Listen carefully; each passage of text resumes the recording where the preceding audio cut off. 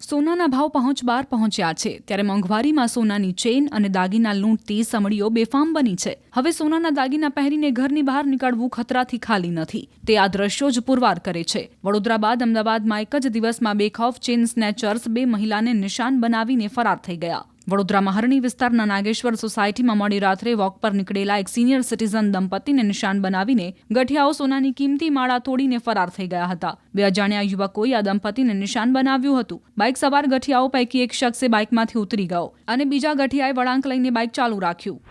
ત્યારે આવી જ ઘટના બની હવે અમદાવાદમાં. શહેરમાં ચેઇન સ્નેચિંગ બાદ બુટ્ટી ખેંચવાની ઘટના બની. શહેરના મીરા સિનેમા 4 રસ્તા નજીક એક મહિલા ચાલીને જઈ રહ્યા હતા ત્યારે બાઇક પર આવેલા શખ્સોએ સરનામું પૂછવાના બહાને વૃદ્ધાના કાનમાંથી બુટ્ટી ખેંચી લીધી. બીજી તરફ વડોદરાના કારેલીબાગ વિસ્તારમાં આવેલી પેટ શોપમાં દુકાનના કર્મચારીએ જ ચોરી કરી હતી. રાતના સમયે દુકાનમાં ઘૂસીને લોકરમાંથી 2 મોબાઈલ અને રોકડની ચોરી કરી. આ અંગેની દુકાન માલિકને જાણ થતાં પોલીસ ફરિયાદ કરી હતી.